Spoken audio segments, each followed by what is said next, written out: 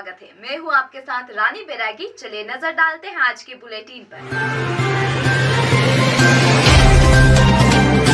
Ceiling में फंसे शहरी क्षेत्र की जमीन पर काश्तकारी कर रहे किसानों ने उनकी जमीन सीलिंग से मुक्त करने की मांग की है।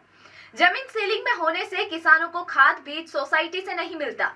ये लोग समर्थन मूल्य पर उपज भी नहीं बेच सकते। शहरी सीलिंग के कारण भूमि स्वामित्व से वंचित किसान केशव राम सुंदरलाल रामचंद्र ने सोमवार को मीडिया के सामने अपनी पीड़ा जाहिर की। इन किसानों ने कहा कि शहरी क्षेत्र में 1 बीघा से ज्यादा भूमि होने पर शेष भूमि सीलिंग के दायरे में आती है। ऐसी भूमि सरकार की हो जाती थी, लेकिन उज्जैन के आसपास ऐसी भूमि पर किसानों का कब्जा है और वो इन पर अभी भी खेती कर रहे हैं। इन किसानों को सरकारी योजनाओं का किसी तरह का लाभ नहीं मिलता। 1999 में अटल बिहारी वाजपेयी की सरकार सीलिंग एक्ट खत्म कर जमीन किसानों को वापस देने का कानून पारित कर चुकी है। यह विषय राज्यों पर छोड़ा है, लेकिन मध्य प्रदेश में करीब 15 साल से भाजपा की मजबूत सरकार होने के बाद भी शहरी क्षेत्र की सीलिंग की जमीनें अब तक मुक्त नहीं हो सकी है। सीएम शिवराज सिंह चौहान भी जमीन को सीलिंग से मुक्त करने की घोषणा कर चुके हैं, लेकिन अमल अब तक नहीं हुआ है। एक बार फिर हम अपनी जमीनों को शहरी सीलिंग के दायरे से मुक्त करने की मांग करते हैं। इन जमीनों पर बतौर स्वामी हमारा नाम अभिलेख में दर्ज करने की मांग भी करते हैं। एक्ट पुराना खत्म कर दिया गया है। मामा जी जब मुख्यमंत्री जी बने थे, जब भी मामा जी ने घोषणा कर दी थी कि सीलिंग एक्ट खत्म कर दिया गया है और वो सीलिंग एक्ट में अभी तक हमारे लोगों के नाम नहीं चढ़े हैं, इसलिए हम किसान लोग बहुत परेशान हो रहे हैं और किसी को कोई सरकारी लाभ नहीं मिल पा रहा है। इसलिए सीलिंग एक्ट के लिए हम सब दूर केस भी चल रहे हैं, कोर्ट केस भी चल रहा है, वहाँ पे भी अभी कुछ नहीं हो रहा है, सुनवाई नहीं हो रही है हमारी कहीं पे। क्या मांग है आपकी? हम ये चाहते हैं कि हमारे जो नाम कटे हुए वो नाम चढ़ा दिए जाएँ वापस से। कितनी जमीन है और कितना किसान है इससे प्रभावित? 250, 150, 300 के करीब किसान हैं हम। सरकार आपकी मांगी नहीं मानती है तो क्या आपका कदम रहेगा, क्या करेंगे? 1 दिवसीय धरना देंगे, मामा जी आ रहे हैं परसों। क्या नाम है आपका? जगदीश गहलोत। हम इसके लिए मुख्यमंत्री जी से निवेदन कर रहे हैं कि ये जो कानून ख़त्म हो चुका है, लेकिन ये इन्होंने उस कानून का लाभ किसानों को नहीं दिया है। मतलब जब कानून ख़त्म हुआ उस समय इन्होंने ताबड़तोड़ पंचनामे बनाए, यहाँ ऑफिस में बैठ के बनाए, कुछ अब दूसरी जगहों पे जा के बना लिए। मतलब किसानों को सूचना नहीं दी गई और ना ही उन्हें मौके पे ये जिस ज़मीन पे कब्जा लेना था उस ज़मीन पे गए हैं, ना उन्हें किसी प्रकार का बताया गया है या कुछ भी। अब आप क्या करेंगे? हम यही है कि अभी तो धरना देंगे, मुख्यमंत्री जी को अवगत कराएंगे कि जो निरसन अधिनियम है उसका लाभ दिया जाए इन किसानों को। बाकी को जो मिला है तो इनको भी मिलना चाहिए, क्योंकि अभी तक कोई योजना ऐसी बनी नहीं है उन पर। अभी भी खेती करना है सारे किसान और अपना परिवार उस पर ही पल रहा है और बेचारे कोर्ट कचहरी कब तक करते रहेंगे। ये कोर्ट कचहरी भी कर रहे हैं, एक कोर्ट से जीतते हैं दूसरी कोर्ट में लगा देते, दूसरी जीतते तीसरी में लगा देते, क्योंकि इनका तो कुछ बिगड़ता नहीं है, बिगड़ता बेचारों किसानों का ही है। आपका नाम बताओ। वीरेंद्र सिंह अटल उर्फ भारत सिंह। हार्ट अटैक से नागझीरी थाने में पदस्थ आरक्षक कमल चौहान की मौत हो गई। महालक्ष्मी कॉलोनी में रहने वाले कमल चौहान नागझीरी थाने में आरक्षक थे। रविवार को वो ड्यूटी पूरी करने के बाद घर गए थे। उसके बाद खाना खाने के बाद सीने में दर्द हुआ। इसे सामान्य दर्द समझकर उन्होंने इनो पिया था। थोड़ी सी राहत मिलने के बाद एक बार फिर दर्द शुरू हुआ और वो अचेत हो गए। परिजन उन्हें लेकर अस्पताल पहुंचे, लेकिन चिकित्सकों ने मृत घोषित कर दिया। थाना प्रभारी JR बर्ले भी परिजनों से मिलने पहुंचे। उनके मुताबिक कमल गुना के रहने वाले थे और पत्नी और बच्चों के साथ महालक्ष्मी कॉलोनी में रहते थे। महादीप कॉलोनी में प्लॉट में भटकने वाली सुनीता पोरवाल ने बिल्डर महेश परियानी और जगदीश गुजराती पर कार्यवाही करने की मांग की है। ऐसा नहीं होने पर सुनीता ने आत्मदाह करने की चेतावनी दी। कानीपुरा रोड पर मधुकर राव महादिक, उनकी पत्नी प्रभावती और बेटे मनीष महादिक ने खेती की जमीन पर महादिक कॉलोनी काट दी थी। इनके पास कॉलोनाइजर लाइसेंस नहीं था। TNCPO नगर निगम की मंजूरी भी नहीं थी। कॉलोनी के प्लाट नंबर 13, 14 सुनीता के पति विजय एवं 15 नंबर सुनीता को बेचे थे। इन्होंने प्लॉट का कब्जा नहीं दिया था। बाद में ये जमीन मधुकर राव और मनीष ने बिल्डर महेश परियानी और जगदीश गुजराती को बेच दी थी। इन लोगों ने इस जमीन पर तिरुपति धाम कॉलोनी काट दी। करीब 200 प्लॉट की इस कॉलोनी में सुनीता और विजय के प्लाट भी समा गए। सुनीता के आवेदन पर नगर निगम की नींद खुली और उसने मनीष महादिक, प्रभावती महादेव के खिलाफ चिमनगंज थाने में एफआईआर दर्ज करा दी। अब इस एफआईआर पर ही सुनीता ने सवाल खड़े कर दिए हैं। सुनीता ने मीडिया को बताया कि इस मामले में उन्हें शिकायतकर्ता बनाना चाहिए था। बिल्डर महेश परियानी और जगदीश गुजराती को भी आरोपी बनाना चाहिए था, लेकिन इन दोनों को छोड़ दिया गया है। सुनीता ने कहा कि वो मंगलवार को शहर आ रहे सीएम के सामने मामले को उठाएगी। अगर फिर भी सुनवाई नहीं हुई तो आत्मदाह कर विरोध जताएगी। महोदय का बहुत बहुत दिल से हार्दिक आभार मेरी तरफ से, मेरे बच्चों की तरफ से और मेरे सभी शुभचिंतकों की तरफ से, और उज्जैन में जितने भी लोग मेरी तरफ से मिले हैं मुझसे, उन सभी की तरफ से बहुत बहुत धन्यवाद, हार्दिक आभार। क्योंकि इस लड़ाई में मैं केवल मैं अकेली नहीं हूँ। सब जहाँ मैं गई हूँ, जिन लोगों से मैं मिली हूँ, उन सभी की दिल से हार्दिक यही इच्छा थी कि बाबा महाकाल आपकी सुने और जल्द से जल्द आपको न्याय मिले। और आपके पीछे जो लीडर लोग इतने हैं जिनकी औरों की भी रजिस्ट्रियाँ हैं, उनको भी आपके मार्फत न्याय मिले। खुदा ने आपको एक माध्यम बनाया है कि आप यहाँ आकर खड़ी हुई है, लेकिन बहुत लोगों को आपके पीछे न्याय मिलने वाला है, ये लोगों का कहना है। बहुत हृदय की गहराइयों से धन्यवाद, आभार।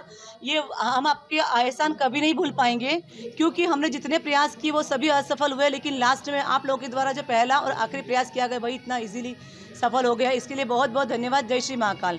दी नेक्स्ट वन थिंग इज कि परियाणी जी और जगदीश जी गुजराती, इन दोनों को हम इन्वॉल्व करना चाहते थे कि इनका भी एफआईआर में, इनके खिलाफ भी एफआईआर हो। और एक और चीज़ की फरियादी हमें बनाया जाए, लेकिन हमारे कहीं सिग्नेचर नहीं है, फरियादी हमें नहीं बनाया गया है। तो मेरा गुजारिश है आप सभी से कि आप इस चीज़ का मुद्दा उठाएं कि फरियादी हमें बनाया जाए। And the next thing is कि जगदीश जी गुजराती जो इसमें पूरा उनका योगदान रहा है, अगर वो हमें इस जगह लेके ही नहीं जाते इनवैलिड ज़मीन पर, तो हमें सपने में ज़मीन भी नहीं आती। सब हम यहाँ के थे ही नहीं।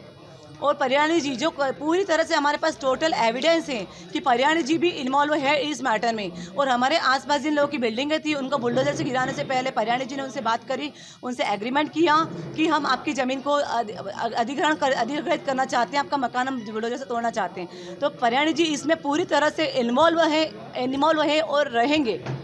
इस चीज़ को कोई नकार नहीं सकता है, चाहे कितना भी पॉलिटिकल फाइनेंशियली कितना भी प्रेशर हो। पुलिस ने आपको जो फरियादी क्यों नहीं बनाया, क्या कहना?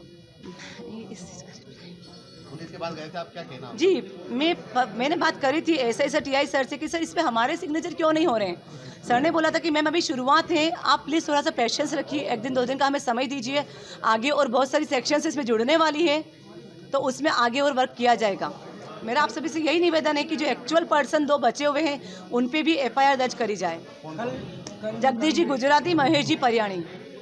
कल मुख्यमंत्री जी आ रहे हैं तो आप मुलाकात करोगे? जी, कल मुख्यमंत्री जी आ रहे हैं, मैं उनसे मुलाकात करूंगी और मैं उनके सामने अपना पक्ष रखूंगी कि यदि जगदीश जी गुजराती और परियाणी जी को के ऊपर एफआईआर नहीं करी गई तो मैं उन्हीं के सामने वहाँ मेरे बच्चों का आत्मदाह करूंगी। ये मेरा चैलेंज है आप सभी को, चाहे रोक सको तो रोक लेना।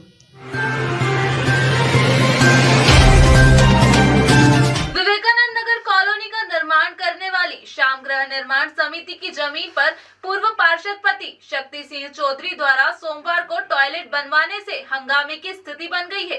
समिति सदस्यों ने निर्माण का विरोध किया तो काम बंद कर दिया गया। गृह निर्माण समिति की जमीन पर ही सांकलिया कुआं है। ये वो कुआं है जिसने जल संकट के दौर में सैकड़ों टैंकर पानी रोजाना दिया था। आज भी कुआं पानी से भरपूर है। कुएं के पास ही श्याम गृह निर्माण समिति की जमीन है। इस पर संस्था का कार्यालय बना हुआ है। इसी कार्यालय के पीछे टॉयलेट बनाया जा रहा है। इसके लिए टैंक बनाने का काम सोमवार को किया गया। समिति अध्यक्ष दिलीप खंडेलवाल ने बताया कि इस संबंध में कलेक्टर, एसपी एवं निगमायुक्तों को आवेदन दिए जा चुके हैं। बावजूद इसके संस्था की जमीन पर टॉयलेट बनाया जा रहा है। जमीन के पास ही कुआं है। इस कुएं से शहर में पानी सप्लाई किया जाता है। टॉयलेट का गंदा पानी रीस कर कुएं में जाएगा और इससे जल दूषित होगा। खंडेलवाल ने बताया कि संस्था कार्यालय के आसपास की जमीन पर कतिपय लोगों ने कब्जा भी कर रखा है। इन्हें हटाने के लिए कई बार नगर निगम को पत्र लिखे जा चुके हैं, लेकिन अब तक कोई कार्रवाई नहीं की गई। समिति का ऑफिस है, ये पूरी हमारी संपत्ति है, ये पूरी हमारे स्वामित्व की भूमि है। इसके ऊपर पीछे जो है वो लेटरिन बाथरूम का निर्माण कर रहे हैं, जबकि हमारे स्वामित्व की ज़मीन है। इसके ऊपर कोई लेटरिन बाथरूम का निर्माण कैसे कर सकता है? कौन कर रहा है ये शक्ति सिंह जी करवा रहे हैं। अब अभी तो बोर्ड भी नहीं है और बोल रहे हैं कि नगर निगम करवा रहा है। बताइए अब कैसे चलेगा काम, बताइए आप। और ये सारी भूमि के ऊपर जो है अतिक्रमण कर रखा है। हमारे इतने सदस्य खड़े हैं कि पूछे मत आप। उसके बावजूद जो है इस प्रकार का सब चल रहा है। आपने क्या कार्रवाई की रोकने के लिए? हमने कमिश्नर साहब को भी लेटर देकर के आए हैं कमिश्नर साहब को लिखा है, नीलगंगा थाने पे भी कार्रवाई की है, और सभी को एसपी साहब को वगैरह सबको डिटेल दे करके आए हैं।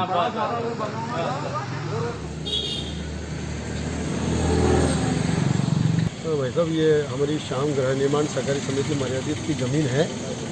इसके ऊपर जो है नगर निगम जो है लेटरिन बाथरूम बना रहा है, और हमारे स्वामित्व की ज़मीन है, इसके ऊपर नगर निगम कैसे निर्माण कर सकता है, आप बताइए। और जहाँ पर साकलिया कुआं है, इसने कुएं ने भरी गर्मी में इतना पानी पिला देता उज्जैन शहर को कि पूछे मत आप। अगर कल से अगर लीकेज वगैरह कुछ हुआ और उसका पानी अगर उधर चला गया तो क्या होगा उस कुएं का, आप बताइए। तो यहाँ के जो पार्षद है उसको शिकायत की आप लोगों ने? पार्षद महोदय को बुलाया था। पार्षद महोदय तो अब तो खैर बोर्ड है नहीं, उनको बुलाया था तो वो बोले कि ये तो नगर निगम की ज़मीन है। मैंने नगर निगम की ज़मीन कहाँ से हो गई भैया, ये स्वामित्व तो हमारा है। हमने सारे कागज़ दिखा दिए उनको, TNC से पास किया हुआ नक्शा है हमारे पास, पूरा सब कुछ हमारा है। फिर आप कैसे कह सकते हैं कि वो कुछ समझ में नहीं आ रहा। हमने कमिश्नर साहब को भी लेटर लिखा है, नीलगंगा थाने पे भी खबर करी है, सब जगह हम कर करके आए हैं, सारी जगह हमने खबर करी है। पार्षद की मिली भगत से हो रहा है पूरा काम? हाँ, ऐसा लग रहा है हमको। कौन है पार्षद यहाँ का? ये दुर्गा शक्ति सिंह चौधरी हैं। जब आप यहाँ पे कार्य करने आए थे उससे पहले आपको लोगों को सूचना करी थी उन लोगों ने? नहीं, कोई सूचना नहीं, कुछ भी नहीं। क्या नाम है आपका? दिलीप खंडेलवाल, मैं अध्यक्ष हूँ श्याम गृह निर्माण सहकारी समिति मर्यादित उज्जैन का। ठीक है। शादी की तैयारी कर रहे नेहरू नगर के एक युवक को चाकू के साथ धमकी भरा पत्र मिला है। इसमें लिखा है कि बारात लेकर आया तो तुझे चाकू मार दूंगा। युवक ने एसपी ऑफिस में इसकी शिकायत दर्ज की है। ये कहानी है लखनडाबी की। 2 जनवरी को उसे पीले लिफाफे में 2 पेज का लेटर मिला था।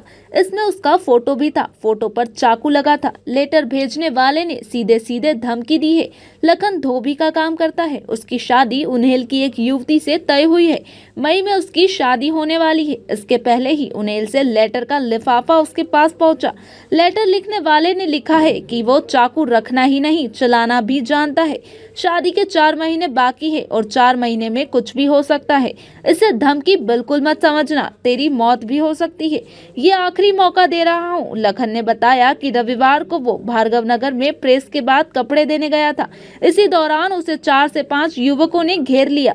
ये पल्सर मोटरसाइकिल पर थे। इनमें से एक के पास चाकू था। लखन ने पुलिस से सुरक्षा की गुहार लगाई है। मैं दोपहर में 2 तारीख थी, उस दिन 2 जनवरी, मैं उस दिन कपड़े वपड़े देने गया था। तो मैं उसके बाद घर आया तो मुझे एक लेटर मिला जिसमें धमकी भरा लेटर लिखा था कि अगर तू उस लड़की से शादी करेगा तो तेरा मर्डर कर देंगे, और बारात लाने की भी धमकी लो, बारात मत लाना। और सर उसके बाद उसमें फ़ोटो निकला मेरा, उसके फ़ोटो के अंदर चाकू घुसा हुआ था। उसके डायरेक्ट हमने फिर पुलिस पे पास गए, पुलिस को हमने बताया, पूरे इंक्वायरी बताई कि सर ऐसी धमकी मिली है। उसका पुलिस ने सर कोई एक्शन नहीं लिया अभी तक इसका। अभी क्या आपको और भी कोई मारने भी आए थे सर? सर हाँ, कल संडे के दिन है ना, कल मैं कपड़े देने गया था भार्गव नगर, LPG भार्गव नगर में। तो उधर सर मुझे कुछ लोग मिले जिसने मुझे, एक ने 5-7 लड़के थे, एक के पास पल्सर थी, एक के पास एक्टिवा थी ब्लैक कलर की। तो एक लड़का उधर बाहर आया मेरे साथ, बोला कि तू इस लड़के से, तेरे को अभी तक तो लेटर भेजा, तेरे को अभी तक समझ में नहीं आया। और उसके बाद मेरे को बोला तेरे को आके मारेंगे। और उसके बाद है ना फिर वो लड़के ने फिर मेरे को मारने के लिए चाकू निकाला। फिर मैं वहाँ से भाग गया सर। तो अभी इसकी शिकायत आपने पुलिस को करी? सर करी थी मैंने शिकायत कल, तो अभी तक आए ही नहीं सर पुलिस वाले। ठीक है, क्या नाम है आपका? सर लखन डाबी।